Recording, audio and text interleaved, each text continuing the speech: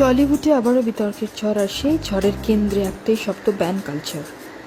এবার সরাসরি মুখ খুললেন অভিনেতা ও সাংসদ দেব। এক সাংবাদিক বৈঠকে দেব স্পষ্ট ভাষায় জানালেন, ব্যান শব্দটাকেই ব্যান করা উচিত। তার মতে কোনো শিল্পী বা টেকনিশিয়ানকে কাজ থেকে দূরে সরিয়ে দেওয়া কোনো সমাধান হতে পারে না। যখন কোনো শিল্পীকে কাজ থেকে সরিয়ে দেওয়া হয়, তার প্রভাব পড়ে পুরো টিমের ওপর। আর সেখানেই তিনি আরও একটা কড়া বার্তা দেন, যারা এই ব্যান কালচার শুরু করেছে, প্রয়োজনে তাদেরও ব্যান করতে রাজি আছি। এই প্রসঙ্গে তিনি উল্লেখ করেন প্রসেনজিৎ চ্যাটার্জির নামও। দেবের দাবি, প্রবীণ এই অভিনেতা আশ্বাস দিয়েছেন, যারা অনেক দিন ধরে কাজ পাচ্ছেন না, তাদের 72 ঘন্টার মধ্যে কাজে ফেরানোর চেষ্টা করা হবে। তবে পুরো বিষয়টি যে একেবারেই সহজ নয়, সেটাও স্পষ্ট।